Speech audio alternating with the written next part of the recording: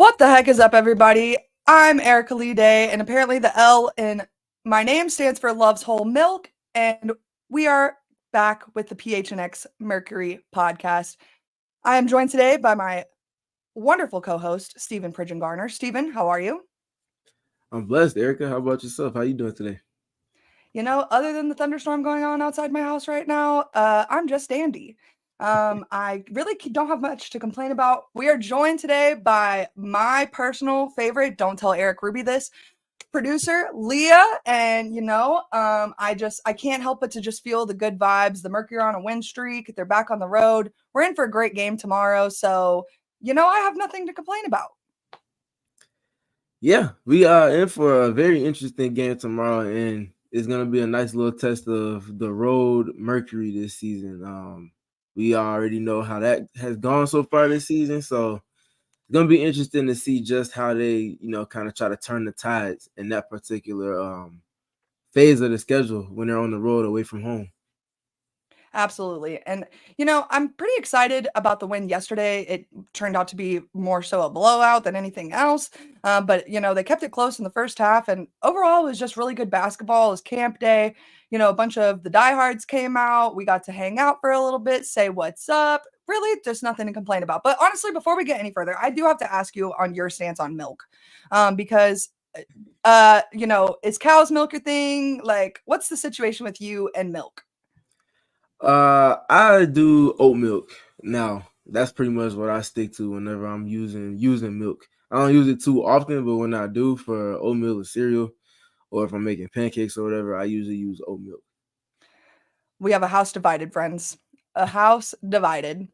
I got an oat milk latte last week. My friend makes fun of me. I got a whole milk latte today. My friend makes fun of me. Basically, I can't win in the milk category, And so I needed to settle the debate today, but I guess it's not settled. So if you haven't already voted on my milk poll, go to Twitter right now and vote on my skim milk, Leah. Oh no. It doesn't get much worse than skim milk. That is disgusting. But nonetheless, we don't judge your milk preferences here. Nah, it's too late for that. You already played your card. It's way entirely too late. We caught you in 4K. But if you guys aren't here to join us in the chat to talk about milk and the Mercury and whatever else today, click the YouTube link below this tweet and join us in the chat right now. We got CWP in the chat, Andy, Amanda, Michelle, obviously Ogre, McFubin, which I got to see yesterday. Basically, we just have the whole gang in here and we have nothing to complain about, the whole squad. But if you're not in here, get here. Oh, and the chat has barely started and Mark is already sending us a super chat about whole milk or get out. You see, Mark might not always agree with our mathematician, formulas and our yearbooks, but he always can get behind Erika and the whole milk. And I really appreciate that, We appreciate you, Mark. We always do. Thanks for the super chat, my guy. Anyways, though, back to the Mercury. You have watched the Mercury's game yesterday, I'd imagine. You worked double duty yesterday, huh? That's what we do. We love this hoop thing of ours, don't we? And you just got to watch Angel get her 15th consecutive double-double. So, I mean, yes. What a good week we've had for basketball, huh? A whole lot of good hoop. You know what also has been fun to watch lately? Kahleah Copper. Facts. Let's actually just go ahead and jump right into that because our girl Ka had her official 7th 30-plus point game yesterday. And we got to give her a shout out because, first of all, we've talked about it ad nauseum almost at this point that Kahleah can put this team on her back. And over again, she just proves us correct. And it's just such a joy to watch. It is. And she's just so consistently at this level of a scorer in particular with this team this season. It's ridiculous. She's seeing all types of defenses, teams trying to throw help from her from every which angle, every which way. And a lot of times she's just quicker than the person that's directly trying to guard her, as well as the next line of defense. And that's a rare air of offensive talent and athleticism to be able to beat people to the punch, knowing that they're trying to send you to a particular spot on the court, depending on where you have the ball at. And she's still so consistently able to beat them to the punch, like I said, and then either score for herself or play make off of the attention that she's seeing. And that's with her in drives and isolation or in pick and roll. And you just can't say enough about Kahleah Copper this season. You really can't. She's using I personally feel like early in the season we watched her take a lot of mid-range and three-point shots, and now we're seeing that Kahleah like signature aggression, which is I feel like exactly what is needed in order to get this team to a championship point. Kahleah and obviously Tosh, we kind of talked about earlier this week, both of them have to use their physicality and aggression to get to the paint and get to the hoop and ultimately get to the free throw line. And we saw Kahleah do that ad nauseum yesterday. Yes, we did. And to that point, I think the last 2 podcasts now I've been speaking to the importance of Kahleah Copper and Natasha Cloud figuring out ways to get downhill. Now, I think the spacing that the Mercury are able to compile on any given possession certainly helps to assist them in that and giving them that extra real estate to work through. But also the movement in which Nate Tibbetts has those two involved with, and just generally speaking, the mindset that those two have been operating with the last handful of games. Looking specifically at Kahleah Copper, we talked about her having that little bit of a slump in terms of scoring to her usual standards, which is pretty much this season 25 or more at this point. She had a couple of games where she was less than that and her efficiency was lacking. I felt like it was just her general lack of opportunities generated at the rim. And pretty much since that point where that slump kind of went out the window and she started looking a lot more like herself, the last 6 games, 10 attempts at the rim, 3 attempts at the rim, 6 attempts at the rim, 11 attempts at the rim, 4 attempts at the rim, 11 attempts at the rim last night, or yesterday evening rather. She just understands how this team needs her to operate.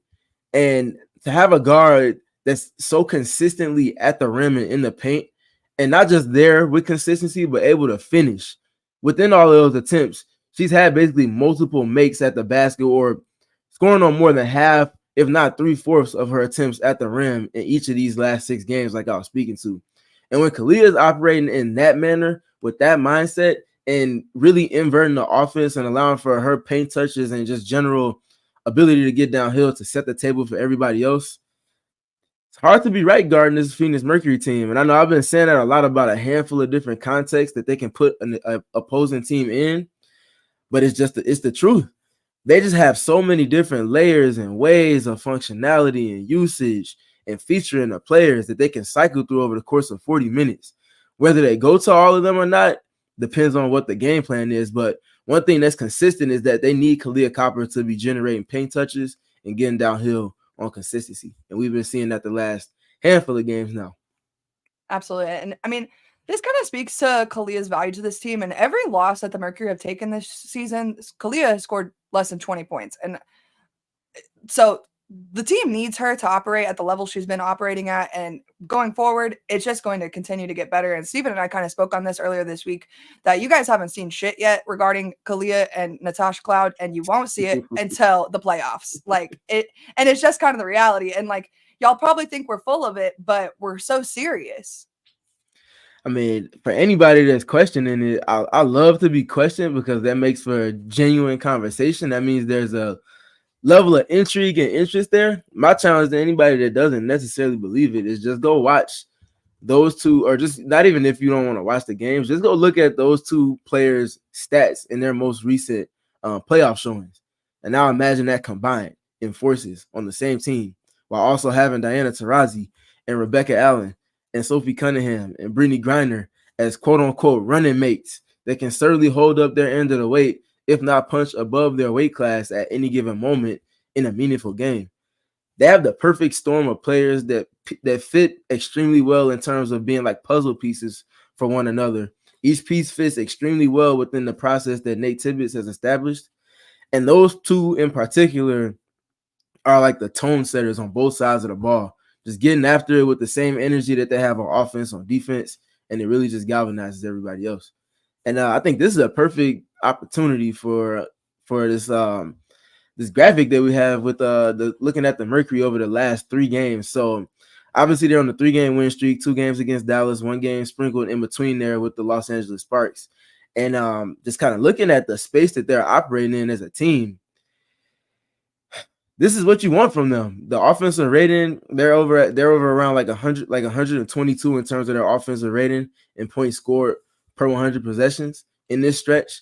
And with that is a ton of free throw attempts and a ton of Kahleah Copper and Natasha Cloud getting downhill and getting free throw touches. Those two players in particular are really spearheading the free throw attempts that we've been speaking to, that they were lacking for a nice little window of games prior to the last handful in this 3-game win streak. And when those two players, like I keep mentioning, are getting downhill, it allows for them to get to the free throw line. And when they're getting to the free throw line, they're knocking down their free throws at a high efficiency in terms of clip, but also in addition to that, they're also keeping their defense set. And their defense still has some corners they need to turn to get to the level that Nate is hoping for them to be at. Nonetheless, this getting more to the free throw line on consistency certainly helps with that. And now you can kind of see the numbers for yourself here. Averaging 96 points a game in this 3-game win streak, that's first in the W. The 122 offensive rating is also first in the W. The 66.3 true shooting percentage, which is 2-point attempts, 3-point attempts, and your free throw attempts on efficiency. That's the clip they're shooting at, which is obviously like you see on the screen first. The 3-point makes is an important piece because they haven't been shooting their bottom third in 3-point attempts in this 3-game win streak, in this 3-game window. I think they're 8th, if I'm not mistaken. But it's the makes. The 9 makes per game is efficient for the volume, the low volume of numbers in terms of volume from deep. And then obviously you see the percentage on the clip, 41.5%. So they're just knocking down all of the attempts that they're generating from deep for the most part on consistency, and the timing with which they're knocking them down is really important to note in that. And then, like I mentioned, the other big thing is the free throw attempt on volume that's really seen a jump, and this being spearheaded by the Philly connection between Kahleah Copper and Natasha Cloud. And the other thing that I was really excited to talk to you about today was the spacing yesterday. I think that this has taken a huge improvement. And I think, we haven't really spoken on it yet, but Kiki Herbert Harrigan obviously had her second career start yesterday. And I think when you have a new person coming into the starting 5 and you're still able to seemingly improve on your spacing, that really goes to show the, level of which the team is operating in at the coaching level, as well as obviously the roster spots. I think that's well said. And I think the other big thing with Kiki, we obviously talked about it last episode, her knocking down pretty much the dagger in that game against the Los Angeles Sparks. You can tell that in these, like, obviously she's not going to be there long term, but just in spending time with the starters on the floor, Kiki's seeing a confidence boost to where those moments where she's in catch and hold scenarios, she's either catching it and moving it, catching it and putting it on the deck to get a drive or a layup like we saw a couple of times yesterday, or catching it and pulling it with confidence. Now, the result might have some variance in there, but I think the confidence in making a split-second quick decision and not thinking about where she can move the ball to next, and not having that kind of snag within her tempo of play is extremely important. I think Nate may have found something by way of the injuries that they've seen the last couple of games in featuring Kiki and being able to optimize Kiki within their rotation. I think she can be a minutes eater for this team, and she can be effective in those minutes in which she's earning if she's featured appropriately. And I think, like I said, Nate has potentially found a way to get the most out of her, even if the team is healthy in a small, like, kind of minute sample. And shout out to the South Carolina fans, because the way that y'all support Kiki is crazy. Like, it is so refreshing to see a college support your alumni so heavily, and the support for Kiki has been so phenomenal, not only from the coaching staff as well as the other team members, but also just the fans in general have been so phenomenal in supporting Kiki to getting to where she is now. And I mean, she said it yesterday in the post-game presser. She belongs in the W. She's always felt that. And now more than ever, I think she feels it internally and externally. Everyone is making her believe in herself just that much more. I think you said that perfectly. And one thing about Gamecocks fans, they don't play about theirs. They don't not play about theirs. And that starts with the queen, one of the GOATs, Dawn Staley, and it trickles all the way down to even the newest fan to their fan base. They don't care if you play in Austria or Australia. Nope. They don't give a goodly goddamn. They will wake up at 4:00 in the morning to watch you play. They are just that type of fan base, and that's why they are the fams. Yep, and Dawn will travel. She has never hesitated to put that jet in the air and I'll be go honest, somewhere and watch some hoop. I'm looking forward to Kiki playing more because I'm like, is Don gonna come? Exactly.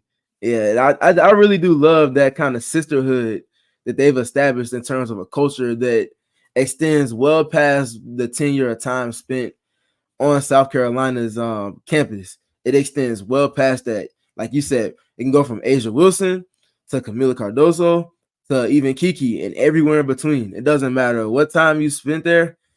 They're gonna show love regardless of where your career might take you. They're gonna figure out how to support, and they're gonna do just that. So, big shout out to Dawn and the beautiful culture that she's established. Which by any conversation, if you have the chance to either listen to or literally have it with any of her players or former players, you can tell right away that it's so much further than just the play that's happening inside those four lines on the basketball court. It's truly a sisterhood. It's truly a family, a familial feel, and that just speaks to the leadership.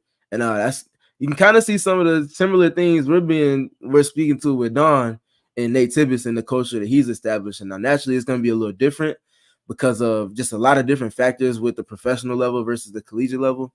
Nonetheless, you can't win at the highest level. You can't coach players the way that you desire to without buying into them, and you have to do that through earnest and genuine relationship building. And I think Nate is becoming a coach that's doing that, but Don is a hallmark stamping authoritative type of figure that is 10 toes down about that particular approach. If there's one thing I have confidently learned from Dawn Staley is that this is always bigger than basketball, and it is always so much more than the four lines, and it just makes what we do and what the players do and what the coaching staff is doing just that much more special, right? 100%, 100%. Anyways, though, back to the Wings. We had a lot of fun yesterday watching Tosh Cloud dish out dimes. I won't lie, there were some turnovers that made me less than thrilled, but at the same time, we kind of spoke on this Monday. When you're making the caliber passes that Tosh Cloud is trying to make, sometimes life happens and someone swats it a little, or it just catches a little too much air and it just goes a little further than she really anticipated it to go. I think maybe the air conditioning in the footprint center works too good and it just carries. You know what I mean? It's like that sometimes. It really is. I mean, when you got the ball in your hands as much as she does, to be able to more often than not mitigate those turnovers and those issues just really speaks to just the skill that she has as a point guard. It's special to watch. Like I continue to harp on, she's playing point guard the exact way that they need her to this last probably 4 or 5 games now, even extending past just this window where they're on this 3-game win streak. She's playing exactly how they need her to.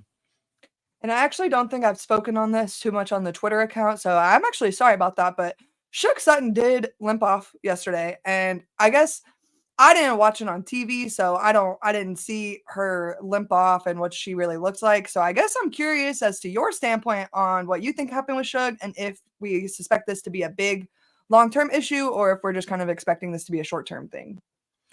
Yeah, I went back and watched the game. I don't think I saw exactly when it happened, so I can't really pinpoint like exactly what the situation was.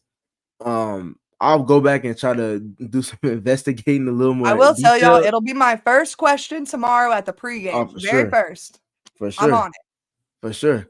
But I think that like if we're done speaking to the game against the Wings, I think that's gonna be something that's gonna be hard for them to kind of navigate, not having that backup point guard or Diana Taurasi in addition to that in this game against the Indiana Fever on the road. That's gonna make for some tough sledding. He's gonna have to get Nate's gonna have to get a whole lot more creative with the rotation to try to keep Natasha on the court as often as he possibly can for that initiation point.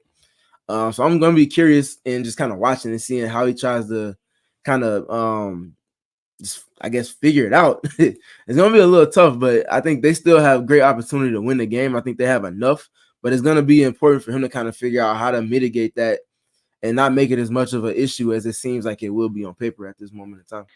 Yeah, absolutely. And I mean, you guys heard me talk about Suge on Monday. Suge might be my favorite coming off the bench player, and just playing behind Tosh brings a lot of pressure. And I think Suge has handled it so well this year and really stepped up into the role that she has needed to step into. And it's just been really refreshing to see. You don't always see, bench point guards that come in and don't really like make a difference in the vibe on the court. And Shug doesn't. She comes in and she does what she's asked to do, if not more so than that. And I think again, like you just can't ask more from your backup guard.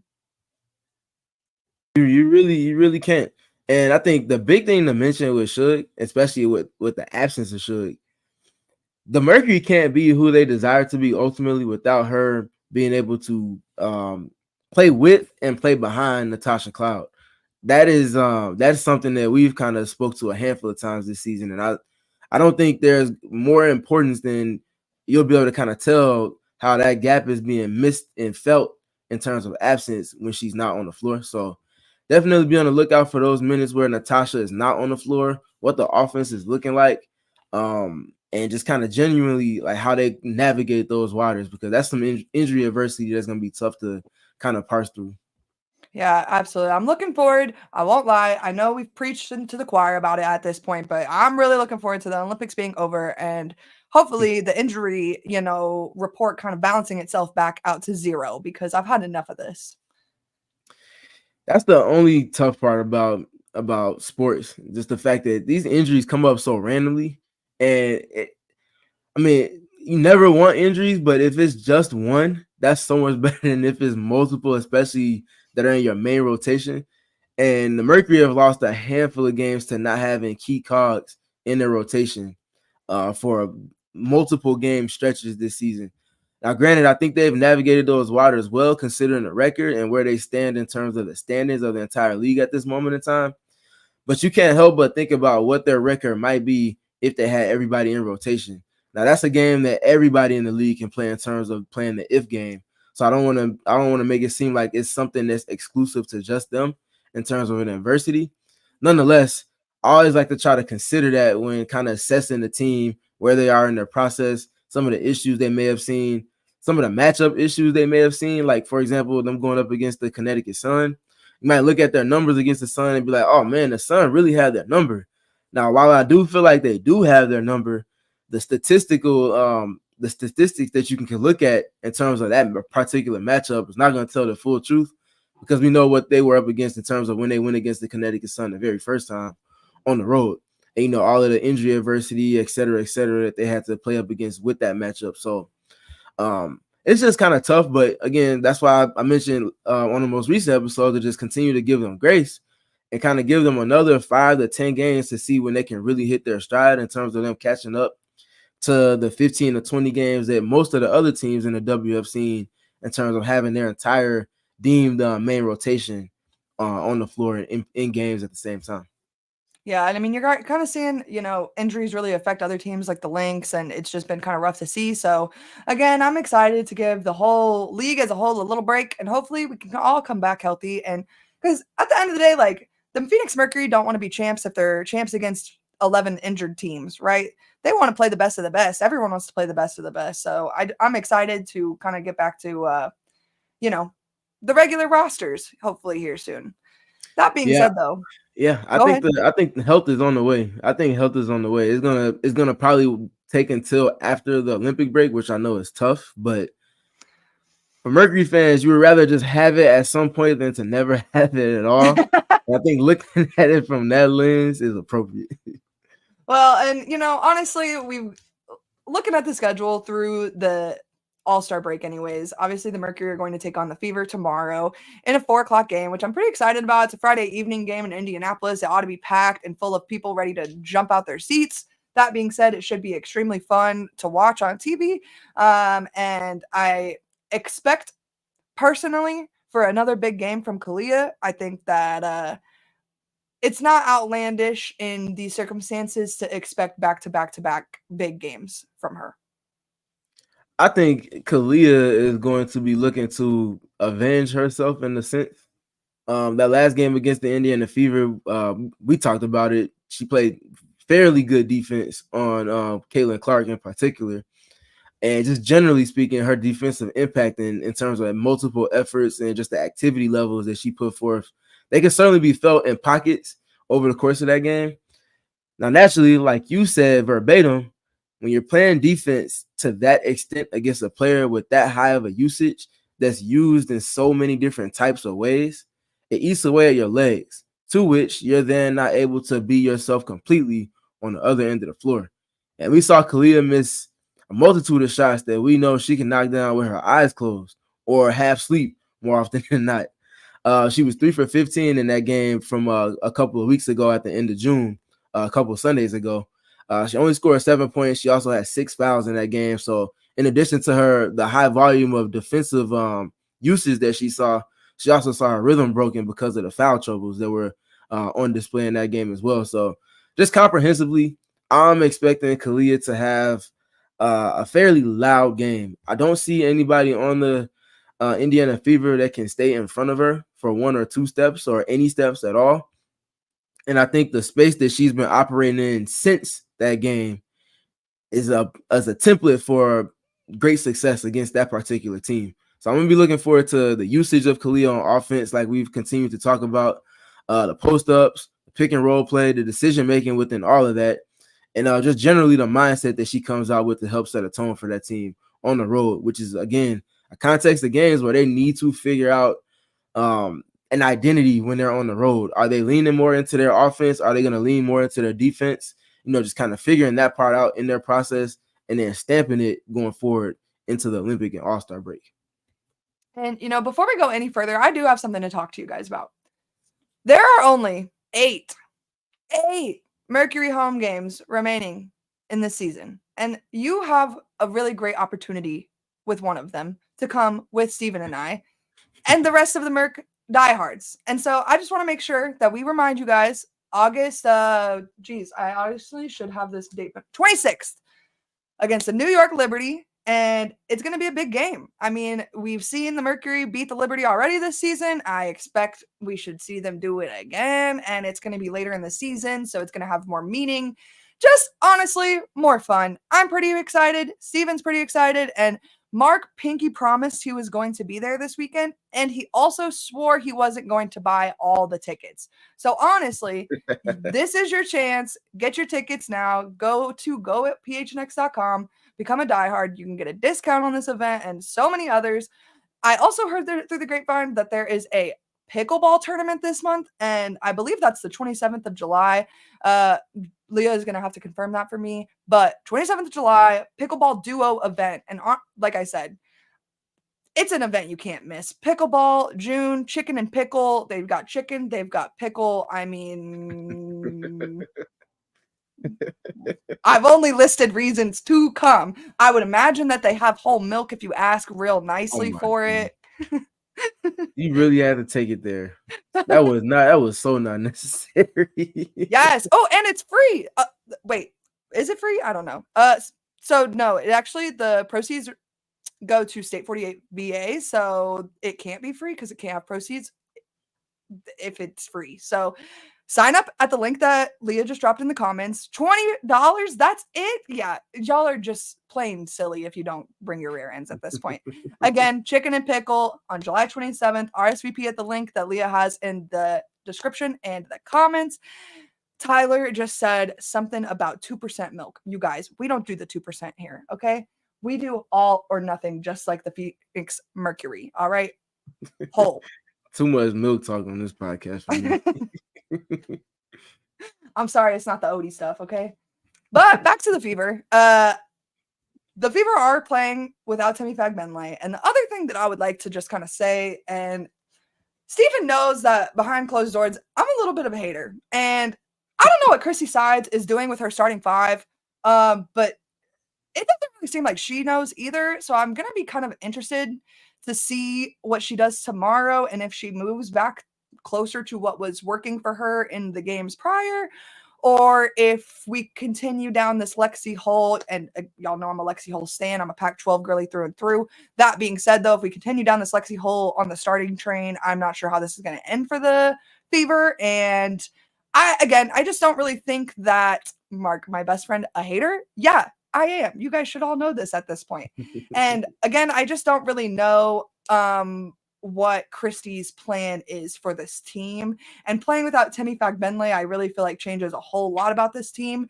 And so I'm pretty excited to kind of watch how Phoenix handles that matchup tomorrow. Yeah, it's gonna be interesting to see how they come out in because I don't know if anybody's watched the Indiana Fever play at home, but they have a raucous type of energy to their arena. It's a very unique basketball environment and experience. As soon as Kahleah knocks down a 3-pointer, as soon as Kelsey Mitchell knocks down a 3-pointer, turns into a party really quickly. So you have to figure out how to not just stop your opponent, also keep their home crowd from getting involved because they play to their crowd as much as any team does. And for a young team, that's certainly not surprising.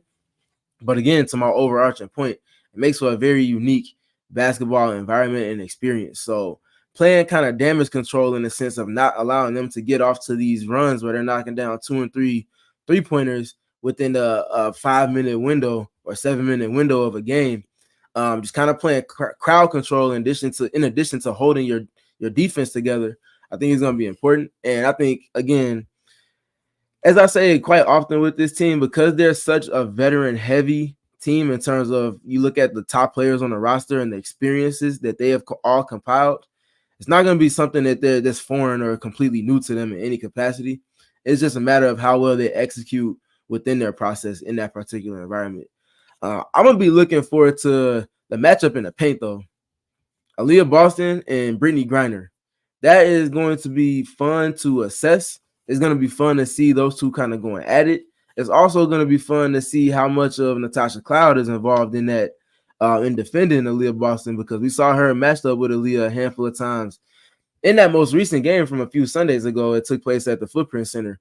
So I'm just genuinely curious what they're gonna go to in terms of adjustments to kind of mitigate some of the issues that they saw, particularly in that fourth quarter, with everything that Indiana was getting into, from pick and rolls with Caitlin Clark and insert Indiana Fever big here to Caitlin just moving all over the court in terms of the movement and the chaos that kind of ensued from there. Kelsey Mitchell getting hot late in that game. They pretty much shut her water off in the first half and some change. And then that latter half of the third quarter going into the fourth, she kind of found her rhythm. So just figuring out how to just kind of plug those gaps to where they're putting together a comprehensive 40 minutes of execution, I think is going to be important. And I think if they can figure out how to get to that point in this game, I think this is one that they can certainly get. And it's also important because the Mercury are 6th in the standings right now. The Fever are 8th. They're not that many games behind them to where they can just kind of throw away a direct matchup, because tiebreakers are going to be important to kind of keep an eye on post All-Star break and post Olympic break. And this is going to be one way for them to kind of play to their advantage and kind of stave off the two teams that are behind them in that race right now. Yeah, and I think that this game is extremely important to win ahead of their third rematch with the Sun. I've kind of ad nauseum talked about how I feel that the league has screwed the Mercury in regards to scheduling, specifically the Sun games. I don't know what it is, but like that it's just back to back to back screwage from the league. And I'm like, what the frick? So I'm excited for this third matchup to be done. Fourth one will be back at our house, and it'll be a good go round. So it's gonna be a fun road stand to kind of in the All-Star or in the first half and some change of the regular season schedule.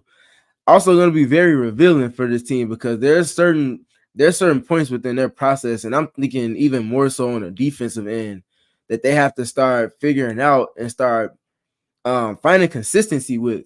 Because I think for them to be scoring and for their offense to be as potent as it can potentially be in terms of its ceiling, and even as potent as it'll be even at their floor, they need their defense to be at a certain level. And if they can get to that level to where their defense is average, if not top half of the league in terms of defensive rating, I think that's where we can really start seeing them etching their name into that top 5, top 6 realm going into the playoffs. And again, that's the sweet spot that I think they can get to. It's going to take some more work. It's going to take some more health in a sustained manner, in my opinion, too. Nonetheless, I think there's things that they can do with their defense, even in this present state, with players out of the lineup right now, that can kind of give them a little bit of a springboard going into the post All-Star, post Olympic slate of the schedule. I'm excited to watch Kiki Herbert Harrigan and Aaliyah Boston on the court together at the same time. Know that the fans are going crazy, and hopefully watch Kiki get some stocks. Yeah, Kiki definitely is gonna have the runway to do so, especially with the players that are, like we talked about, are not gonna be in this game against the Indiana Fever, and they're gonna need her to hit, not necessarily to the extent that she did in this most recent game against the Dallas Wings, but to just be solid. Just be solid. If she can do that, knock down 1 3-pointer, she's gonna get a handful of wide open opportunities based off of how defenses are guarding them. So just showing up and just operating that time on task that I keep on speaking to, that the Mercury have a multitude of players that are just stepping up to the plate in. Talked about Natasha Mack doing so early in the schedule when Brittany Griner was out. Talked about Sophie Cunningham hopping in the starting lineup when Rebecca Allen was out. Talk about Suge Sutton stepping up in multiple stretches. Kiki's kind of doing that in a similar way now, and it's exactly what this team needs. So I want to address this comment from Dylan AZ. So far, Amanda, but these last 3 games are big going into the break. But part of me feels like they don't really care about seeding, just being healthy, but I don't know. I want to start with about the seeding part. Listen, I'm not going to sit here and say that after the Olympic break, the Phoenix Mercury schedule is just a cakewalk, because at the end of the day, we've kind of gone over this at this point, that there is no easy to beat team in this league. And so, but what I will say is that the most difficult portions of their schedule have passed, and they know that as well as we do. So they're looking at this schedule right now and seeing, likely, at least in my opinion, that they, after the All-Star break, are going to be in a decent position to again position themselves in the playoff standings. But right now, I would agree that, yeah, they're probably not really worried about seeding at this current moment. They probably are worried about their record and winning games, yes. But again, like you said, they need to be injury free to be successful in the playoffs. And they, again, know that. And so, yes, their priority is to get healthy, but that doesn't mean that their priority isn't winning games or seeding. I just think there is a time and place to worry about both of those things and the priority order in which you worry about them. Yeah. And I think, so to kind of answer it in parts, I think the first part of it for me, I think they're more focused on the process piece. So that's why I keep speaking to them figuring out the identity on the road, for one. That's a big part in their process, and it's going to be important because, like you've already mentioned, Erika, post All-Star break, post Olympic break, a majority of their games are going to be on the road. So you're going to have to figure it out. And being 4-6, and if you finish the season at a win-loss percentage clip that 4-6 is, that's just not going to get it done for a team that should be elite. So figuring out that part of their process is important, but I also think within figuring it out on the road, it's also going to be them figuring out on consistency the level that they can reach defensively, and that's just being more consistent more than anything else, in my opinion.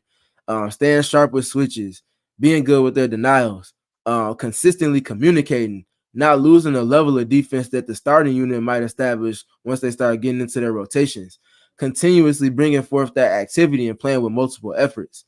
Not having the just momentary lapses sometimes as they get into their defense and not going after rebounds in a gang type of mentality, to where it's not just Brittany Griner that's going after boards, to the extent that we've seen Kahleah Copper and Natasha Cloud certainly pitch in and help a hand in.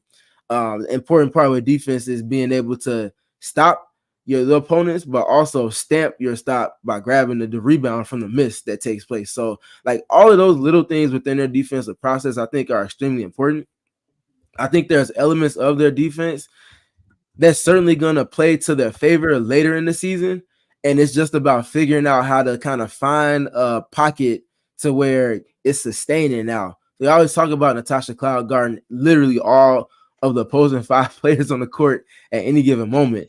And in alignment with that, Rebecca Allen also doing things in tandem with Natasha Cloud and kind of flipping matchups and things like that.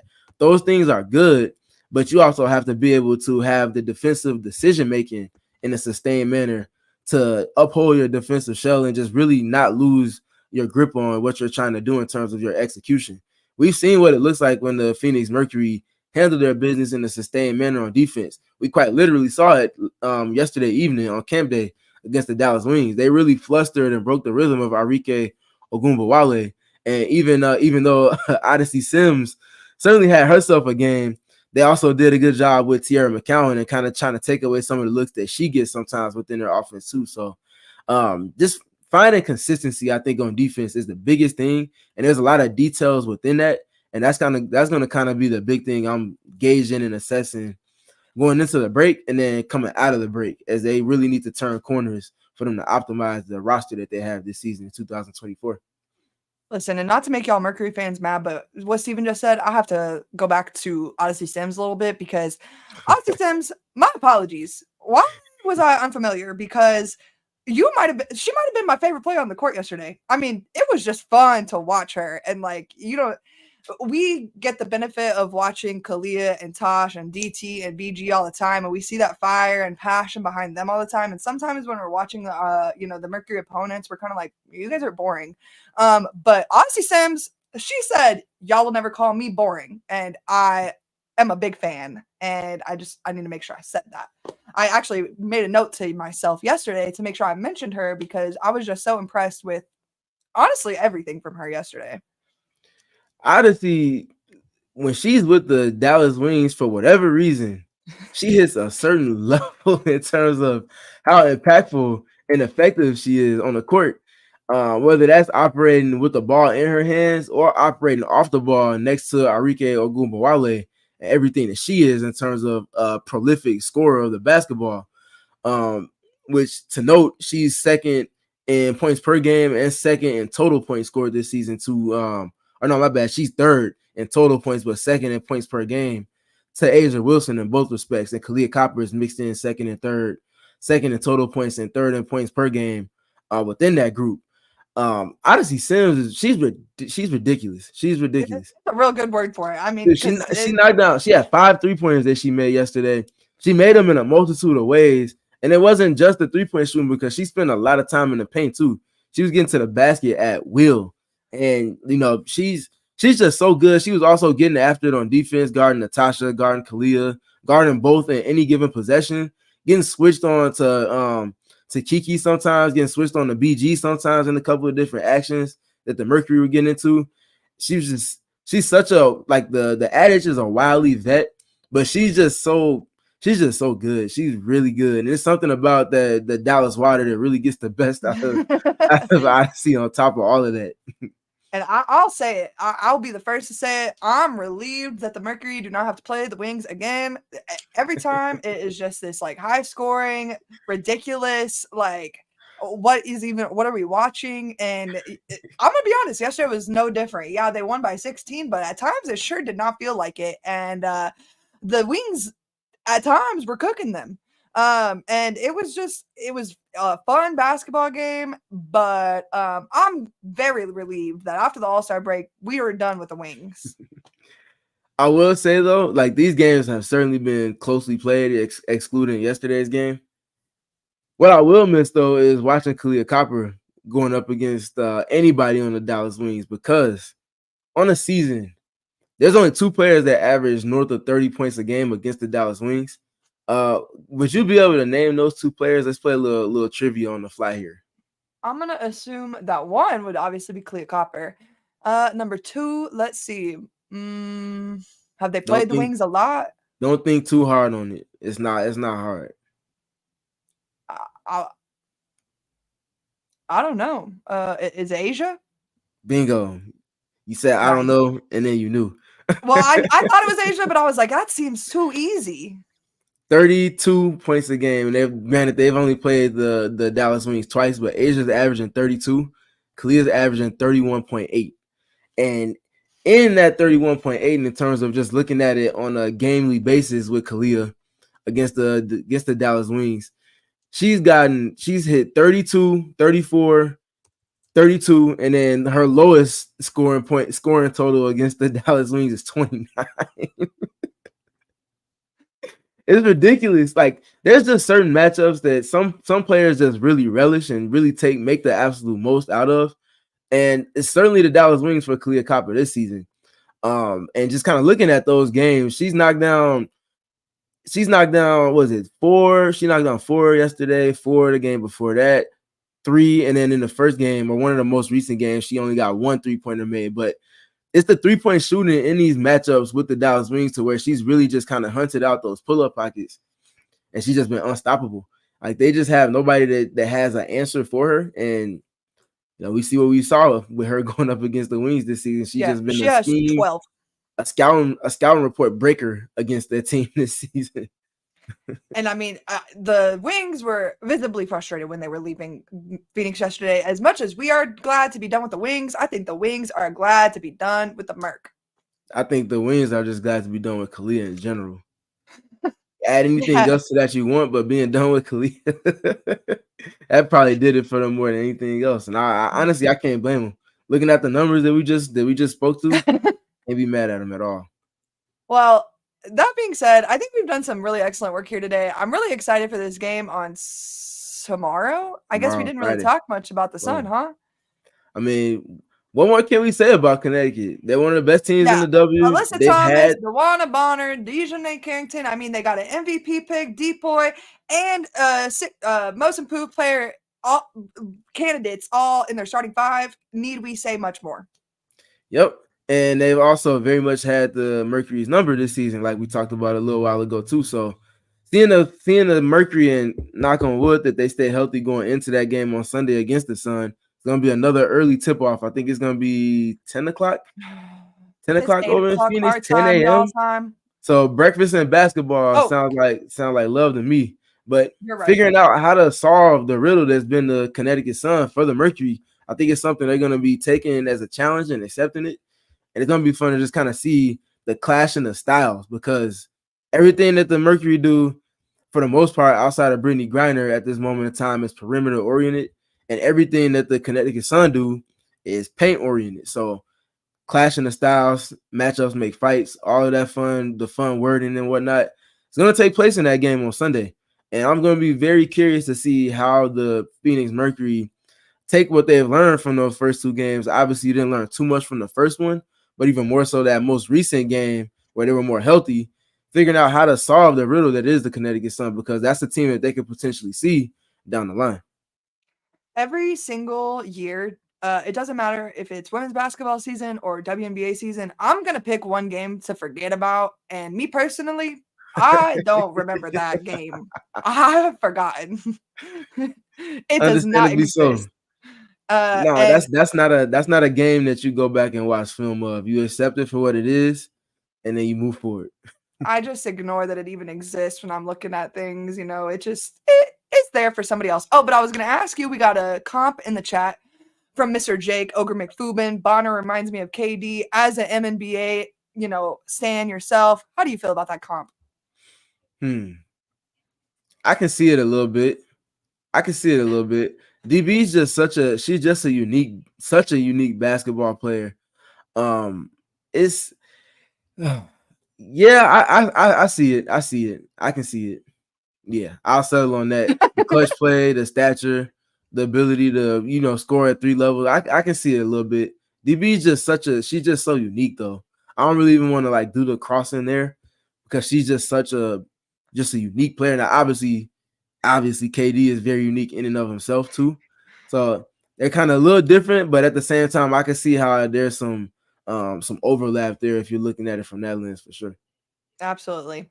Nonetheless, and the fact that Dewana's still hooping like this at this advanced basketball age, she's just so cold. She's so cold. Y'all, there have been a couple of things today that Stephen, I've legitimately had to mute my mic because I'm gonna bust out laughing. Like when you said we turned off the water, I think is what you said. And then right now, I don't even remember what you just said because I'm thinking about the water reference, but nonetheless, you have just been hilarious today. Like whatever water you drank today, it must have been the oat milk. Nah, it wasn't oat milk. It's just regular water today. But anyways, I do think me, you, Leah, we've done just some fabulous work today. I'm really excited for what we've got tomorrow. We're going to be back with you guys on Monday. As Diana is saying down right below us, make sure you leave us a like, subscribe to PHNX on YouTube or, wherever you get your podcasts. Stephen, where can they find you? You can find me on Twitter at StayTrueS.3. You can also find me on YouTube at Stephen Prejean Gardner 3. Definitely a lot of Mercury basketball to talk about in the next handful of days. So tap in with us. Let's continue to clean up this discourse space of ours. There's a lot of great stuff happening on the basketball court that should never be that should never overlap with the stuff that people are talking about that is not taking place on the court. So if you look at the beauty that's happening in between those four lines, you'll appreciate the game more. That's what I would highly advise for everybody else. Oh, I thought the Sky won. I should have asked you at the beginning of the pod. I didn't watch. I'm so sorry. Nonetheless, though, it's I okay. didn't lose. They lost. I didn't lose. and old girl got 15. So you know what? We still ride at dawn nonetheless. But my Twitter is down below, Erika Lee Day, spelled with a K, or you can follow me over on the PHNX_Mercury Twitter. I have way too much fun over there. I had to delete my girl dad tweet over the weekend. I didn't really appreciate that. Girl dad needs to step it up with the challenges so I can go back to tweeting my favorite picture. Nonetheless, though, y'all have a wonderful day, a great weekend, and we will see you guys on Monday. We all silly like the mayor.